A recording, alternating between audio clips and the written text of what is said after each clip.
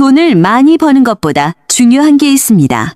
그리고 대부분의 사람들은 이 사실을 너무 늦게 깨닫습니다. 바로 돈이 자연스럽게 남는 구조를 만드는 것입니다. 대부분의 사람들은 수입이 늘어나면 지출도 함께 늘립니다. 연봉이 올라가면 더 좋은 차를 사고 더 넓은 집으로 이사하고 더 비싼 식당을 찾습니다. 하지만 시간이 지나도 통장 잔고는 거의 변하지 않습니다. 연봉 3천만 원일 때도 빠듯했고 5천만 원이 되어도 여전히 빠듯합니다. 심지어 7천만 원을 넘겨도 크게 다르지 않다고 말하는 사람들이 많습니다. 이상하지 않습니까? 돈은 분명히 더 많이 들어오는데 남는 것은 거의 같습니다. 왜 그럴까요? 문제는 돈이 부족한 것이 아닙니다. 절대로 아닙니다. 결코 아닙니다. 돈이 어디로 가는지 모르는 것이 문제입니다. 이것이 바로 소득이 아니라 습관이 자산을 결정한다는 증거입니다. 버는 돈의 크기가 아니라 돈을 다루는 방식이 결과를 만듭니다. 같은 연봉을 받아도 5년 후 통장 잔고가 완전히 다른 사람들이 존재하는 이유가 바로 여기에 있습니다. 오늘 영상에서는 미니멀한 돈 관리 습관이 어떻게 자산을 만들어내는지 그 원리와 구조를 하나씩 파헤쳐 보겠습니다. 이 이야기는 단순한 절약 팁이 아닙니다. 돈을 대하는 방식 자체를 바꿀 수 있는 이야기입니다. 끝까지 보시면 당신의 돈 관리 방식이 완전히 달라질 겁니다. 그리고 오늘부터 당장 실천할 수 있는 구체적인 방법까지 알게 될 것입니다. 먼저 미니멀 머니 습관의 핵심부터 짚어보겠습니다. 미니멀 머니란 불필요한 지출을 줄이고 돈의 흐름을 단순하게 만드는 것입니다. 복잡한 재테크 전략이나 고수익 투자법을 말하는 것이 아닙니다. 오히려 그 반대입니다. 화려한 투자 수익률을 댄는 것이 아니라 가장 기본적인 것들을 정리하고 돈이 새는 구멍을 하나씩 막아 나가는 것에서 시작합니다. 한국 가계의 평균 소비 성향을 보면 소득의 70에서 80%가 지출로 빠져나갑니다. 문제는 그 지출 중 상당 부분이 자신도 모르게 새어나가고 있다는 점입니다. 안 쓰는 구독 서비스에서 한 달에 15,000원, 여기서 2만 원, 저기서 10,000원, 이런 작은 금액들이 모이면 한 달에 10만 원 이상이 아무런 가치도 만들지 못한 채 그냥 사라집니다. 한 해로 따지면 120만 원이 넘는 돈입니다.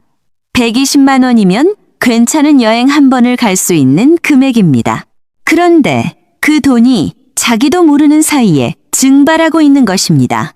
미니멀 머니 습관의 첫 번째 원칙은 바로 이 보이지 않는 지출을 인식하는 것입니다. 돈을 아끼는 것이 아니라 어디로 흘러가는지를 눈에 보이게 만드는 것입니다. 한 달에 한 번이라도 카드 명세서를 꼼꼼히 살펴보면 놀라운 발견을 하게 됩니다. 분명히 해지했다고 생각한 서비스가 아직도 결제되고 있거나 한 번만 쓰려고 가입한 멤버십이 석 달째 빠져나가고 있는 경우가 생각보다 많습니다. 배달앱 소액 결제도 마찬가지입니다. 한 번에 2만 원, 3만 원이라 대수롭지 않게 느껴지지만 한 달 내역을 합산해보면 수십만 원이 배달비와 음식값으로 빠져나간 경우도 흔합니다. 편의점도 비슷합니다. 출근길에 커피 한 잔, 퇴근길에 간식 하나가 매일 반복되면 한 달에 10만 원이 넘습니다. 이런 작은 금액들이 눈에 보이지 않는다는 이유로 방치되는 것이 가장 큰 문제입니다. 이걸 인식하는 순간부터 돈의 흐름이 달라지기 시작합니다. 그전까지 보이지 않던 돈이 보이기 시작하면 절약은 고통이 아니라 발견이 됩니다. 두 번째로 중요한 것은 고정비를 줄이는 구조를 만드는 것입니다. 많은 사람들이 절약이라고 하면 커피를 안 마시거나 점심값을 줄이는 것을 떠올립니다. 물론 그것도 의미가 있지만 진짜 효과가 큰 것은 매달 자동으로 빠져나가는 고정비입니다. 통신비, 보험료, 구독 서비스, 자동차 유지비 같은 항목들입니다. 예를 들어 통신비를 알뜰폰으로 바꾸면 한 달에 3만 원에서 5만 원을 줄일 수 있습니다. 한 해면 36만 원에서 60만 원입니다. 보험을 정리하면 중복 가입된 항목에서 한 달에 5만 원 이상 절약되는 경우도 흔합니다. 자동차 보험도 매년 비교 견적을 내보면 같은 보장인데도 보험사에 따라 수십만 원 차이가 나기도 합니다. OTT 서비스도 넷플릭스, 디즈니 플러스, 웨이브, 쿠팡 플레이까지 다 합치면 한 달에 5만 원이 넘는 경우도 있습니다. 정말 그 모든 서비스를 다 보고 계신가요? 안 보는 서비스는 과감하게 정리하는 것이 첫걸음입니다. 한 달에 한 번도 사용하지 않는 서비스에 돈을 내고 있다면 지금 바로 해지하는 것이 답입니다. 이런 고정비 절감은 한 번 실행하면 매달 자동으로 효과가 지속됩니다. 커피 한 잔을 참는 것은 매일 의지력을 소모하지만 고정비를 한 번 줄이면 아무것도 하지 않아도 매달 돈이 절약됩니다. 이것이 바로 구조의 힘입니다. 미니멀 머니 습관은 의지력에 의존하지 않습니다. 시스템에 의존합니다. 세 번째는 통장을 단순하게 분리하는 것입니다. 한국에서 많이 알려진 방법 중 하나가 통장 쪼개기입니다. 월급 통장, 생활비 통장, 비상금 통장, 투자 통장, 이렇게 목적별로 나누는 것입니다. 요즘은 카카오뱅크나 토스뱅크에서 하나의 앱 안에 여러 계좌를 쉽게 만들 수 있기 때문에 예전보다 실행이 훨씬 간편해졌습니다. 핵심은 월급이 들어오면 자동이체로 각 통장에 정해진 금액이 빠져나가도록 설정하는 것입니다. 이렇게 하면 의식적으로 아끼려고 노력하지 않아도 자연스럽게 저축과 투자가 이루어집니다. 중요한 것은 생활비 통장에 남은 금액 안에서만 소비하는 규칙을 지키는 것입니다. 처음에는 불편할 수 있습니다. 월말에 생활비 통장 잔고가 바닥을 보이면 불안하기도 합니다. 하지만 두세 달만 지나면 이 구조에 익숙해지고 오히려 편해집니다. 얼마를 써야 할지 고민할 필요가 없어지기 때문입니다. 생활비 통장에 있는 만큼만 쓰면 됩니다. 그 사이에 저축 통장과 투자 통장에는 내가 신경 쓰지 않아도 자동으로 돈이 쌓이고 있습니다. 세 달만 지나면 생각지도 못한 금액이 모여 있는 것을 발견하게 됩니다. 그 순간의 뿌듯함이 이 시스템을 계속 유지하게 만드는 힘이 됩니다. 이 구조가 자리 잡으면 돈 관리에 쓰는 에너지가 크게 줄어듭니다. 매달 고민하고 계산하는 대신 시스템이 알아서 돈을 분배해 줍니다. 이것이 미니멀 머니의 핵심입니다. 적게 생각하고 효과적으로 관리하는 것입니다. 돈 관리가 스트레스가 되는 순간 오래 지속할 수 없습니다. 그래서 단순해야 합니다. 네 번째는 소비 전에 한 번 멈추는 습관입니다. 온라인 쇼핑이 너무 쉬워진 시대입니다. 스마트폰을 열면 한 번의 클릭으로 결제가 완료됩니다. 새벽 2시에 침대에서 누워서도 물건을 살 수 있고 출퇴근 지하철 안에서도 장바구니가 채워집니다. 문제는 이 편리함이 충동 소비를 만든다는 것입니다. 조사에 따르면 온라인 구매의 상당 부분이 계획에 없던 충동적 결정이라고 합니다. 타임세일이라는 문구를 보면 지금 안 사면 손해라는 느낌이 들고 무료 배송 기준에 맞추려고 필요 없는 물건을 추가하기도 합니다. 카드 할부도 마찬가지입니다. 월 2만 원이면 부담 없다고 느끼지만 할부가 3건, 4건 쌓이면 매달 상당한 금액이 내 의지와 상관없이 빠져나갑니다. 미니멀 머니 습관에서는 사고 싶은 물건이 생겼을 때 이틀에서 3일 정도 기다리는 규칙을 적용합니다. 장바구니에 넣어두고 이틀이 지나도 여전히 필요하다면 그때 구매합니다. 하지만 놀랍게도 대부분의 경우 그 욕구는 사라집니다. 그때는 꼭 필요하다고 느꼈지만 시간이 지나면 없어도 충분히 괜찮다는 걸 깨닫게 됩니다. 이 작은 규칙 하나가 한 달에 수만 원에서 수십만 원의 불필요한 지출을 막아줍니다. 소비를 금지하는 것이 아닙니다. 필요한 물건은 당연히 사야 합니다. 다만 무의식적 소비를 의식적 선택으로 바꾸는 것이 핵심입니다. 다섯 번째는 라이프스타일 인플레이션을 경계하는 것입니다. 소득이 올라가면 자연스럽게 소비 수준도 함께 올라가는 현상을 라이프스타일 인플레이션이라고 합니다. 연봉이 3천만 원에서 5천만 원으로 오르면 대부분의 사람들은 더 좋은 동네로 이사하고 더 비싼 차를 사고 외식 횟수를 늘립니다. 하지만 통장에 남는 금액은 거의 변하지 않습니다. 한국 가계금융복지조사를 보면 소득 상위 구간에서도 순자산 증가율이 기대보다 낮은 경우가 많습니다. 이는 소득이 늘어난 만큼 지출도 함께 늘어났기 때문입니다. 주변을 보면 이 패턴은 아주 흔합니다. 승진하면 축하한다며 차를 바꾸고 연봉이 오르면 더 넓은 집으로 이사합니다. 아이가 생기면 더 좋은 학군으로 옮기고 그에 맞춰 생활 전체가 한 단계 올라갑니다. 사교육비도 한번 시작하면 줄이기가 어렵습니다. 주변 아이들이 다 하는데 우리 아이만 안 시킬 수는 없다는 생각이 들기 때문입니다. 이렇게 한번 올라간 생활 수준은 다시 내리기가 매우 어렵습니다. 바로 이것이 함정입니다. 미니멀 머니 습관은 이 함정을 피하는 방법입니다.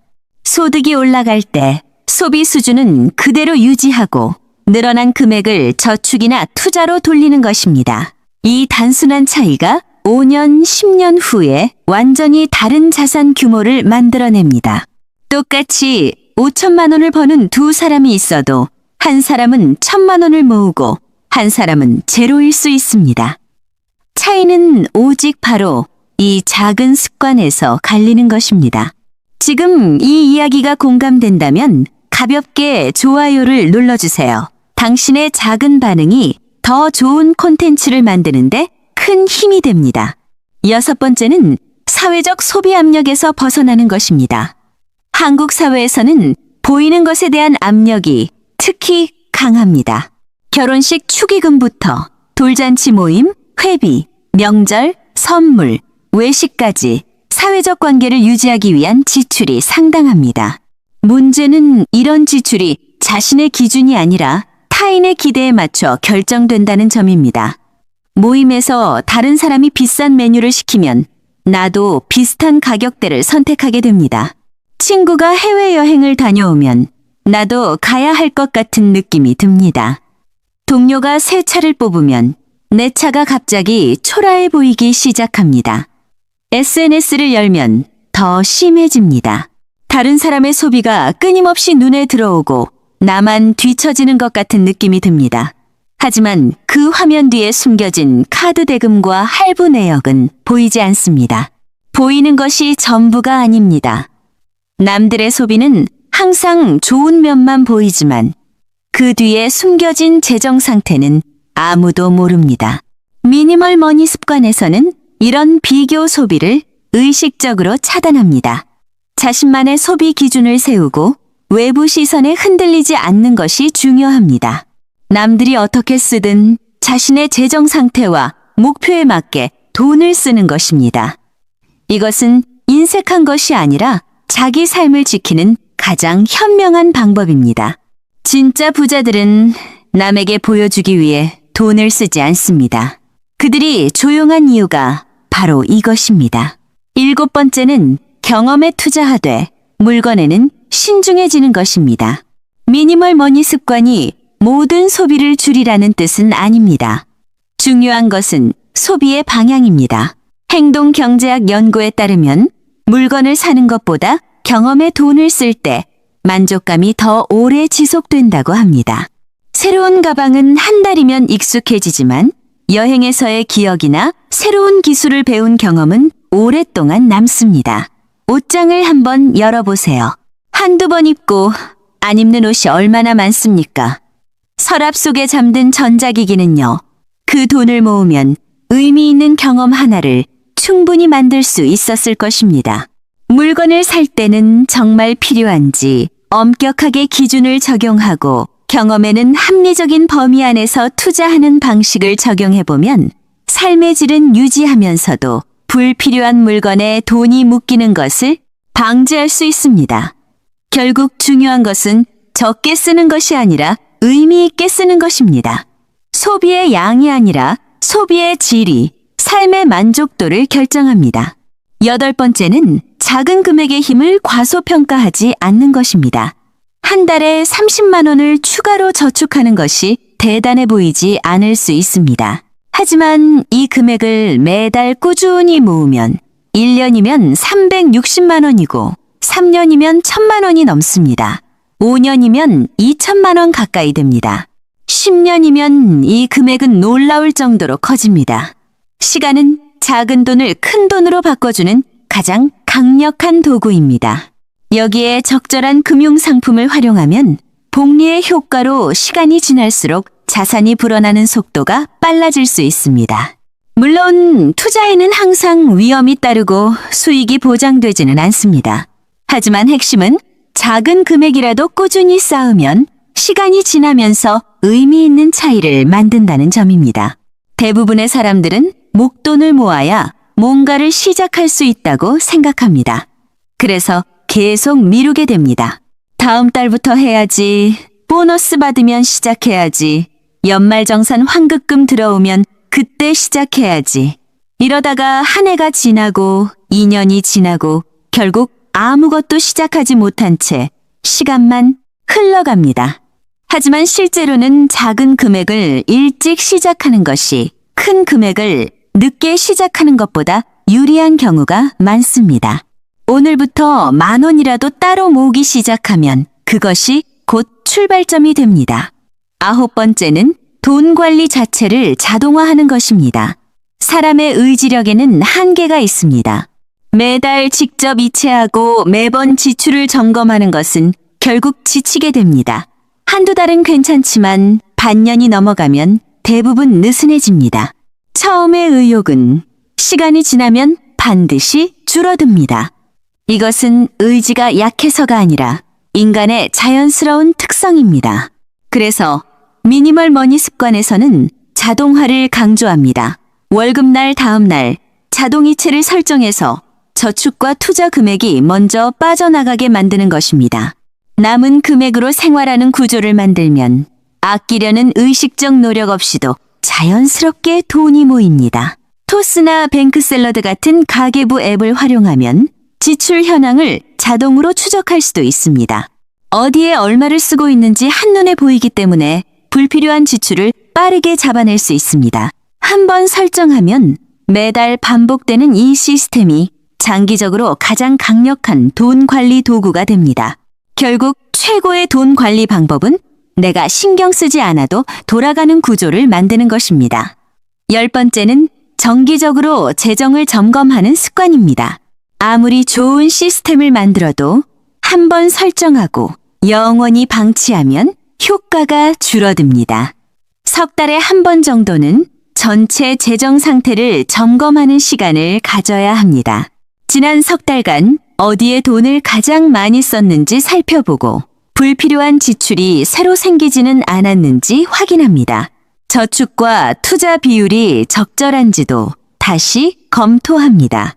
생활 환경이 바뀌면 돈의 흐름도 바뀌기 때문입니다. 이사를 했거나 가족 구성이 변했거나 소득의 변화가 있었다면 시스템도 그에 맞게 조정해야 합니다.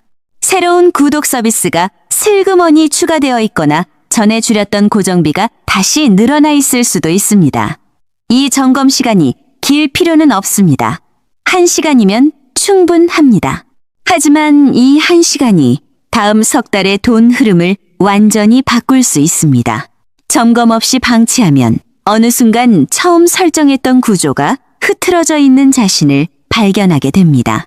정기적인 점검은 그 구조를 지켜주는 안전장치입니다. 마지막으로 이 모든 습관의 핵심을 정리하겠습니다. 미니멀 머니 습관은 돈을 안 쓰는 것이 아닙니다.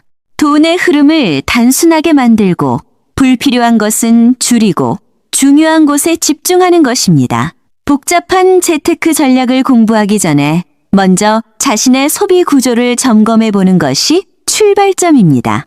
고정비를 정리하고 자동이체를 설정하고 충동 소비를 줄이는 것만으로도 한 달에 수십만 원의 차이가 생길 수 있습니다. 이 작은 변화들이 쌓이면 1년 후, 3년 후, 5년 후에 완전히 다른 재정 상태를 만들어냅니다. 결국 돈을 관리하는 가장 좋은 방법은 더 많이 버는 것이 아니라 새어나가지 않는 구조를 만드는 것입니다. 그리고 그 구조는 거창한 것이 아닙니다. 오늘 소개한 것처럼 아주 작고 단순한 습관들의 조합입니다. 지금 당장 거창한 변화를 만들 필요는 없습니다. 오늘 카드 명세서를 한번 살펴보는 것부터 시작해 보세요. 안 쓰는 구독 서비스 하나를 해지하는 것부터 시작해 보세요. 그 작은 행동 하나가 당신의 돈 관리 방식을 바꾸는 첫 번째 발걸음이 될 수 있습니다. 완벽할 필요는 없습니다. 한 가지만 바꿔도 충분합니다. 그 한 가지가 다음 변화를 만들고 그 변화가 또 다른 변화를 이끌어내고 결국 전체 재정 구조가 달라집니다. 이 작은 습관들이 모이면 복잡한 재테크 전략 없이도 돈이 자연스럽게 쌓이는 구조가 만들어집니다. 오늘 영상이 당신의 돈 관리 방식에 작은 변화의 시작이 되었으면 합니다. 여러분은 어떤 미니멀 머니 습관을 실천하고 계신가요? 혹시 효과를 본 절약 방법이나 돈 관리 노하우가 있다면 댓글로 공유해 주세요. 여러분의 경험이 다른 분들에게도 큰 인사이트가 될 수 있습니다. 가장 공감이 되었던 부분이 무엇인지도 댓글로 알려주시면 앞으로 더 깊이 있는 콘텐츠를 만드는데 큰 도움이 됩니다.